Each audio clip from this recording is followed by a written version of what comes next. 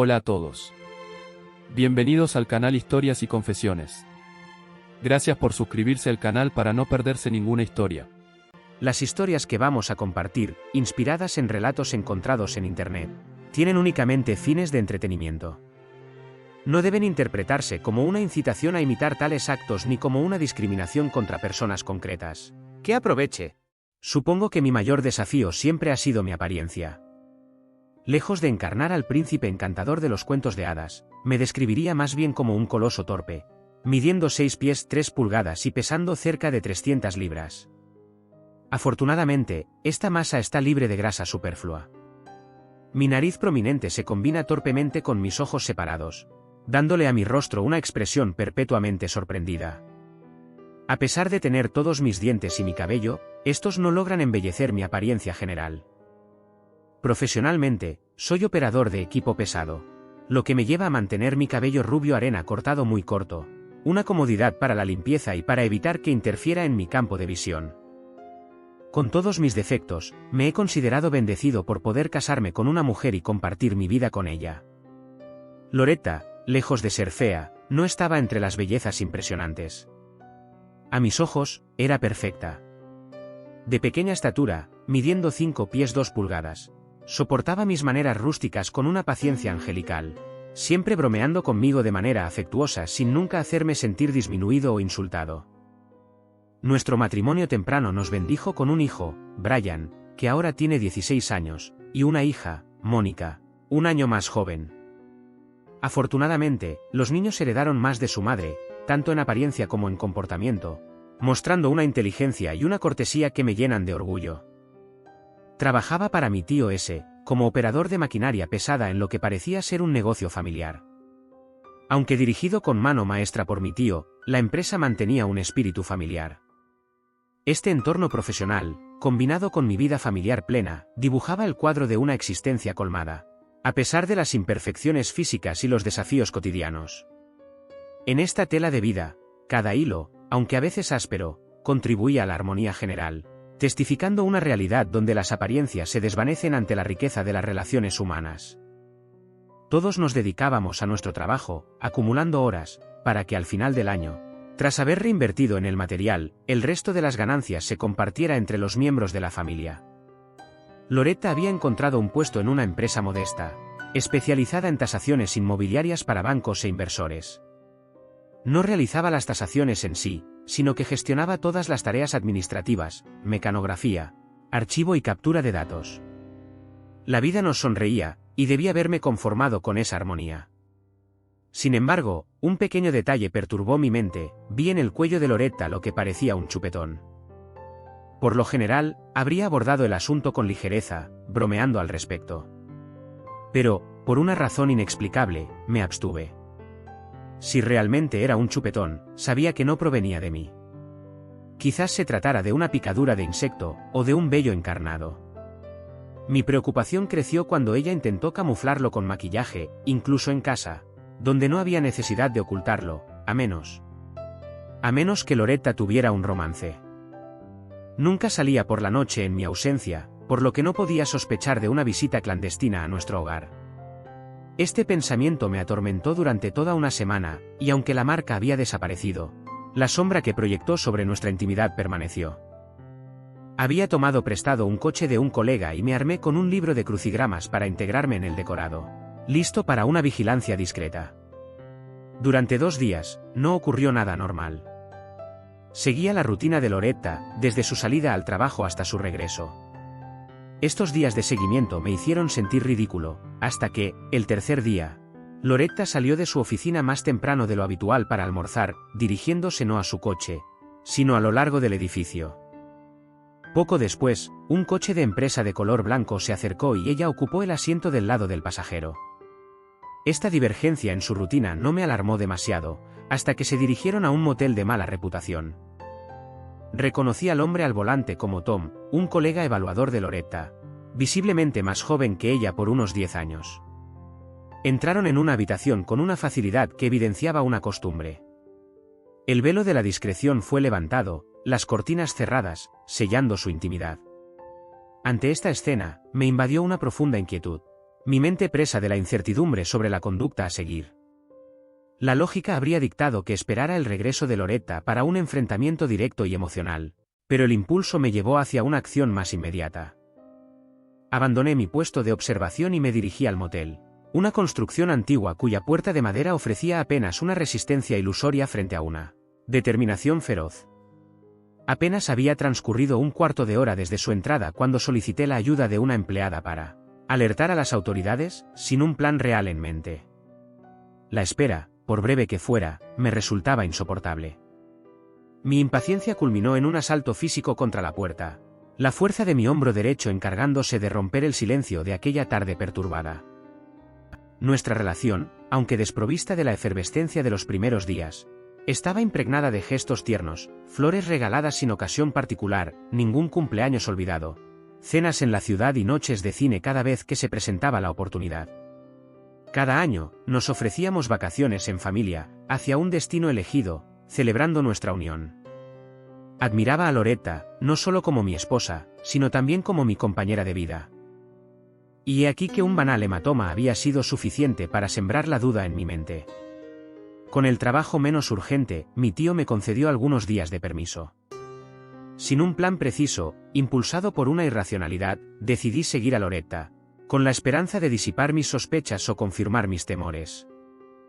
El impacto de mi hombro contra la puerta fue tan poderoso que la cerradura de seguridad y la bisagra cedieron simultáneamente, proyectando la puerta al suelo con un estruendo que aterrorizó a Loretta y a su amante.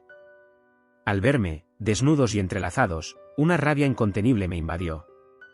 La culpabilidad del hombre ante mis ojos era innegable, sabía que ella estaba casada. Animado por una furia implacable, asalté al hombre, Tom, con golpes devastadores, dejándolo en un estado donde cada respiración era una lucha, cada movimiento una imposibilidad. Mi ataque fue brutal y sin tregua, cada golpe destinado a marcar su cuerpo con un dolor equivalente al de mi traición. Loretta intentaba desesperadamente detenerme, gritando, interponiéndose. Pero en mi frenesí, mi codo lo golpeó violentamente, arrojándola a través de la habitación. Un labio partido dejando escapar un torrente de sangre. Es en esta escena de caos donde mi conciencia me abandonó. Al despertar, encadenado por detrás con grilletes, me encontraba en la parte trasera de un coche de policía. Afuera, los servicios de emergencia llevaban a Tom, gravemente herido, mientras Loretta, envuelta en una sábana de motel, con la mirada llena de lágrimas y desconcierto, me miraba desde el aparcamiento antes de ser conducida nuevamente por una oficial. Sin ofrecer la menor resistencia ni reclamar un abogado, me sometí a la justicia, acelerando el proceso judicial por mi ausencia de contestación. El hecho de haber pedido a la empleada que llamara a la policía antes de actuar fue interpretado como premeditación, agravando así mi pena. Condenado a 2 años de prisión, solo mi hermano Louis vino a visitarme antes de mi traslado, prometiendo venir a verme tan pronto como fuera posible. Una vez encarcelado, la naturaleza de mi crimen me otorgó una cierta notoriedad entre los otros reclusos, garantizándome una forma de tranquilidad dentro de este universo implacable. 10 días quedaban antes de la llegada de Lou. John, pensé en traerte cigarrillos, pero luego recordé que no fumas, lanzó él, disipando la atmósfera pesada con una broma. ¿Suficiente, Louis? ¿Qué hay de nuevo en casa?, pregunté, impaciente. Según Louis, el impacto había afectado profundamente a nuestros hijos y Loretta se había recluido, invisible a los ojos del mundo. Brian y Mónica encontraban refugio en casa de nuestros padres, esperando decidir el momento oportuno para regresar a casa.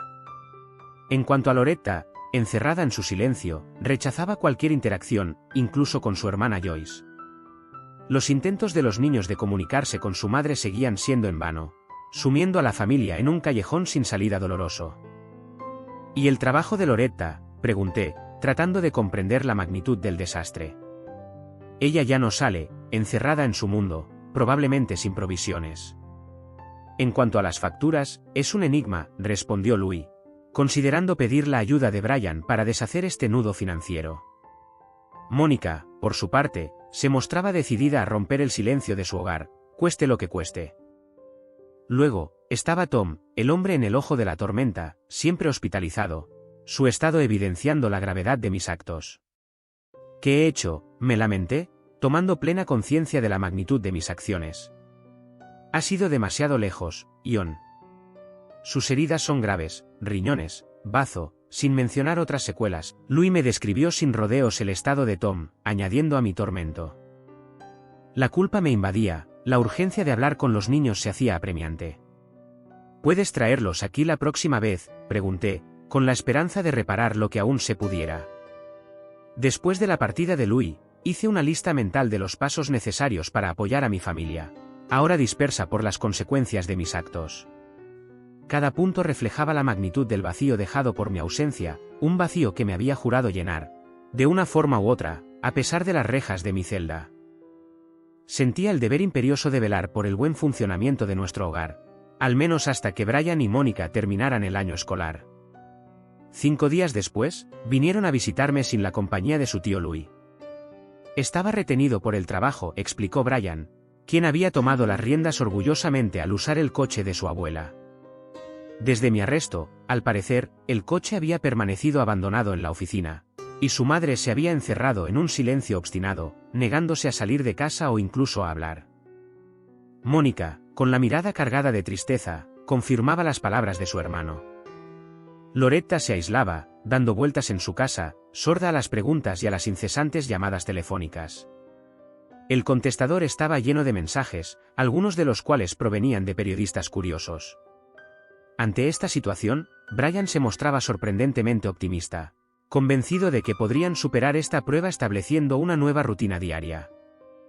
Dedicamos la siguiente hora a elaborar un plan de acción. Gracias a mi salario que siempre se depositaba, decidimos automatizar el pago de las facturas y confiamos a Mónica la tarea de recuperar la tarjeta de cajero automático de su madre para los gastos cotidianos. Brian se encargaría de las tareas exteriores y el mantenimiento de los vehículos, apoyando también a su hermana en las labores domésticas y la preparación de las comidas. A pesar de su reclusión, Loretta continuaba ocupándose de sí misma, aunque su interacción social era prácticamente inexistente. Mónica notó un cambio en el comportamiento de su madre, quien se volvió obsesiva en el mantenimiento de la casa, reorganizando y limpiando continuamente sin razón aparente. Antes de su partida, expresé el deseo de hablar con Loretta, a pesar de las dudas de Mónica sobre la receptividad de su madre para una conversación así. Sin embargo, ella prometió intentar. Loretta se envolvió en un silencio impenetrable, nunca viniendo a visitarme a la cárcel, no llamándome, no respondiendo a los intentos de contacto iniciados por Mónica y Brian, a pesar de la intervención de su hermana Joyce. Pasaron 6 meses sin que recibiera la más mínima explicación de su parte. Mis hijos y Louis continuaban visitándome regularmente, ofreciendo un semblante de normalidad a mis días. La situación tomó un giro inesperado cuando Tom Bosk, tras haber sido gravemente herido, se encontró con los papeles del divorcio entregados por su esposa, enfrentándose a abrumadores problemas financieros. Las complicaciones financieras de Tom lo llevaron a entablar una demanda contra mí, añadiendo complejidad a mi ya precaria situación. Mi tío, actuando rápidamente, movilizó al abogado de la empresa para lanzar una contraofensiva legal con el objetivo de anular todas las acusaciones, una maniobra que, por su habilidad y audacia, hizo desaparecer las cargas en mi contra sin que tuviera que pagar nada. 3 meses después, la dinámica familiar seguía siendo la misma.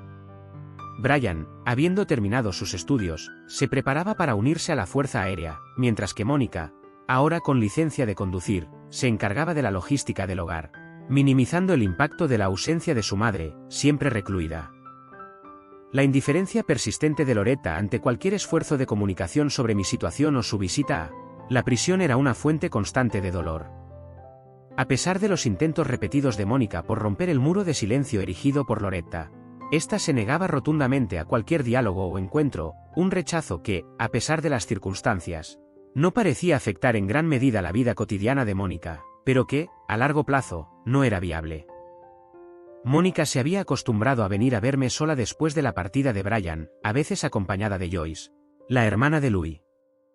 Loretta, por su parte, persistía en su aislamiento, negándose a cualquier forma de comunicación conmigo o con cualquiera.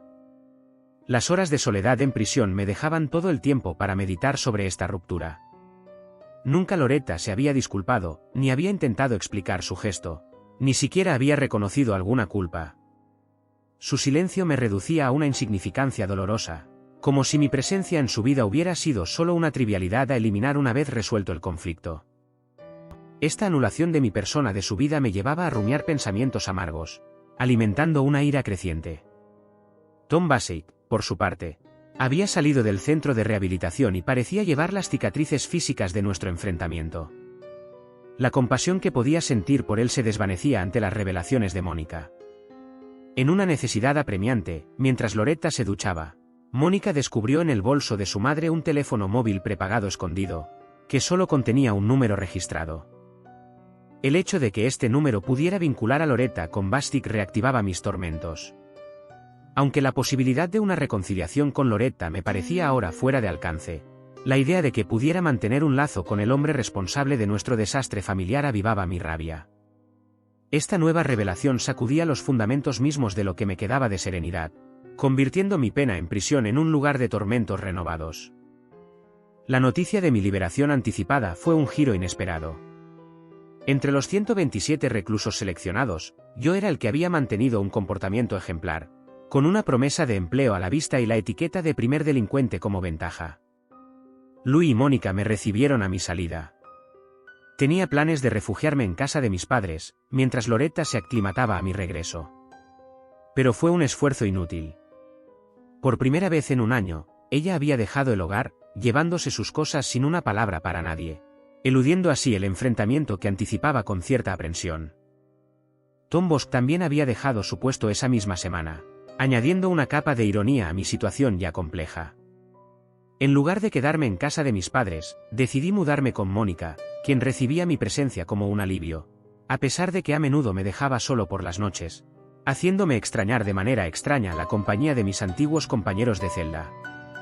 De vuelta al trabajo, me sumergí en el olvido por el sobreesfuerzo, apreciando la normalidad y la estructura que esto aportaba a mis días.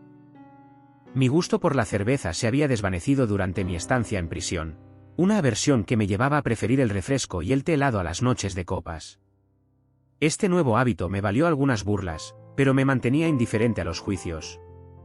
El verdadero desafío surgía por la noche, cuando los pensamientos de Loretta y Tom Bosk me inundaban, recordándome la traición y la indiferencia con las que había sido tratado. Su desprecio, real o imaginado, me pesaba enormemente, testimonio de una herida aún abierta en lo más profundo de mi ser. Nunca había faltado al respeto a Loretta, ni en mis gestos ni en mis palabras. Mi conducta hacia ella siempre había estado impregnada de amor y consideración. Sin embargo, ella me había excluido de su vida con una indiferencia desconcertante, como si no fuera más que un objeto sin valor que abandonar. Este repudio, lejos de cualquier animosidad manifiesta, era aún más hiriente porque testificaba un desinterés total por mi persona, reduciéndome a la inconsistencia de un recuerdo borrado sin esfuerzo.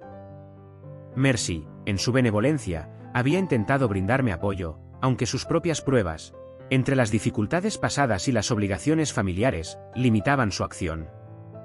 Era consciente de la necesidad de dejarle el espacio que necesitaba para navegar a través de estos tiempos tumultuosos. Por mi parte, me esforzaba por ocultar mi melancolía, tanto en la intimidad de mi hogar como en mi entorno profesional, buscando refugio en el trabajo para escapar del pensamiento de Loretta.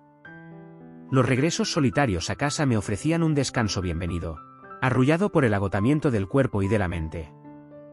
Una tarde de domingo, impulsado por una voluntad de aclaración, decidí visitar a Joyce, la hermana menor de Loretta. Divorciada y madre de 2 niños en edad escolar, Joyce me había mostrado una solidaridad inesperada durante mi encarcelamiento, una muestra de atención cuya motivación aún me escapaba. Recibido en la calidez de su cocina, buscaba respuestas que ella misma no poseía. Loretta, enigmática en su silencio, había incluso rechazado la presencia de su hermana hasta un cambio tan repentino como inexplicable. Joyce parecía dispuesta a abrirse, aunque la prudencia tiñera sus palabras, esbozando los contornos de una conversación donde los no dichos pesaban tanto como las confidencias por venir. Joyce me reveló, con un toque de humor teñido de tristeza, que se había sentido obligada a visitarme en prisión, percibiendo que Loretta me había abandonado injustamente. No había anticipado la fría recepción que le había reservado, atribuible a mi dolor y a mi confusión frente a la situación. A pesar de eso, aclaró la razón de su visita, un intento de conexión, tal vez, en un momento en que el apoyo me hacía cruelmente falta. Intentamos reírnos de mi tragedia, comparando mi encarcelamiento con unas vacaciones preferibles a un crucero, pero la risa era amarga, teñida de arrepentimiento. Cuando la interrogué sobre el lugar donde se encontraba Loretta, Joyce me respondió directamente, iluminando con una luz cruda las intenciones de mi esposa. Loretta había buscado consejo en su hermana respecto a un divorcio que le permitiría escapar definitivamente de nuestro matrimonio sin tener que enfrentarse a mí o interactuar conmigo. La idea de ir a Nevada, donde las leyes de divorcio le serían más favorables, había germinado en su mente, motivada por la posibilidad de un traslado profesional para Tom. Todo esto, aunque doloroso de escuchar, se entrelazaba en una lógica implacable. La cuestión de por qué no había iniciado este proceso durante mi detención permanecía sin respuesta, subrayando una vacilación o quizás un último vínculo emocional no resuelto. Al irme, le pregunté a Joyce, con una voz cargada de desesperación, ¿qué había podido hacer para merecer tal desenlace? Su respuesta fue una sonrisa enigmática, seguida de una salida silenciosa, dejándome solo con mis interrogantes. La posibilidad de que Loretta hubiera esperado, no por falta de resolución, sino porque buscaba en este intervalo de tiempo una razón para quedarse o irse, me atormentaba. Tal vez, al final, no se trataba de culpa o mérito, sino simplemente de incompatibilidad de destinos, una realidad que ahora debía aceptar. Hubiera deseado que me lo revelara antes de nuestra unión, entonces ustedes nunca habrían visto la luz. Brian y Mercy. Era lo único que podía hacer para arrancar una pálida sonrisa a John. Mi esposo era un ser de gran belleza, pero esa era una muy mala razón para casarme. No volveré a cometer ese error, sin duda tendré que considerar un divorcio. Tener un esposo atractivo no es suficiente, puede que tenga más suerte la próxima vez. Era un comentario insensato que solo comprendí una vez que las palabras salieron de mi boca, perturbado. Me levanté, agradecí a Joyce por el café y esta conversación. Creo que entendía por qué había venido a verme al Greater Boston, no solo era feo, sino que parecía que también era un poco lento para captar las cosas. Al irse, parecía avergonzada y me lo reprochaba. Reservé un crucero de una semana por el Caribe y le ofrecí el billete a Lou. Louis, al no estar casado, sabía que apreciaría este viaje, especialmente a mis expensas. A cambio, pude pedirle prestado su coche, cuanto menos supiera, mejor. Me tomó 3 días conducir hasta Reno. Al explorar los alrededores, encontré un edificio abandonado, de aspecto anticuado, situado al este de Sparks. Sin mucha dificultad, persuadí a Tom Bosch para que se reuniera conmigo allí bajo el pretexto de una evaluación. Armado con su eterno portapapeles y su cinta métrica, se presentó a la hora acordada. Poco después de su llegada, tuvo lugar una confrontación inevitable, y terminó un poco golpeado pero consciente en el maletero del coche de Lou, en dirección al este. Había recorrido unos 30 miles desde Winoka cuando decidí detenerme. El camino de tierra que tomé no conducía a ninguna parte, pero sirvió para nuestra altercación. Tom estaba aún muy vivo cuando lo saqué del maletero, visiblemente sacudido por nuestro enfrentamiento. Le hice saber mi descontento de manera inequívoca, dejándolo con algunos moretones como recuerdo de nuestro encuentro. Antes de dejarlo ir, recuperé su reloj, su billetera y su teléfono, decidiendo abandonarlos en un lugar donde fueran encontrados y tal vez devueltos. A pesar del giro de los acontecimientos, me aseguré de que pudiera regresar a la civilización por sus propios medios. Alguien seguramente lo descubriría antes de que pudiera perderse más en sus pensamientos y arrepentimientos. Continuando mi camino hacia el este, me preguntaba sobre mi capacidad para perdonar y pasar a otra cosa. La parada en el casino de Elko fue la ocasión para deshacerme de los últimos vestigios materiales de esa confrontación, abandonando la cartera de Tom en un lugar donde seguramente sería encontrada y sus tarjetas, utilizadas. Este acto, aunque pequeño, marcaba el comienzo de mi intento de dejar atrás el rencor. A medida que me acercaba a casa, la perspectiva de reencontrarme con Joyce, y tal vez de una explicación, parecía aportar un atisbo de claridad a mi situación. El camino de regreso era tanto una búsqueda interior como un viaje físico, llevándome a reflexionar sobre la naturaleza del perdón y la posibilidad de reconstruir sobre nuevas bases. Atraviesando Utah, el deseo de volver a ver a Joyce comenzaba a germinar en mi mente. Más que una búsqueda de consuelo, era el deseo de recuperar un atisbo de normalidad lo que me animaba. Imagina, una cena a solas, no como un vendaje sobre una herida aún abierta, sino como el primer paso hacia la reconstrucción de una vida social que había descuidado. Es en este estado de ánimo, medio nostálgico, medio esperanzado, que el sonido de mi teléfono interrumpió mis reflexiones. El número que aparece era el que Mercy había conservado. Escuchar la voz de Loretta, llamando a Tom con tanto desespero, fue un recordatorio brutal de la realidad. Elegí no revelar mi verdadera identidad, poniendo así un término definitivo a cualquier vínculo restante entre nosotros.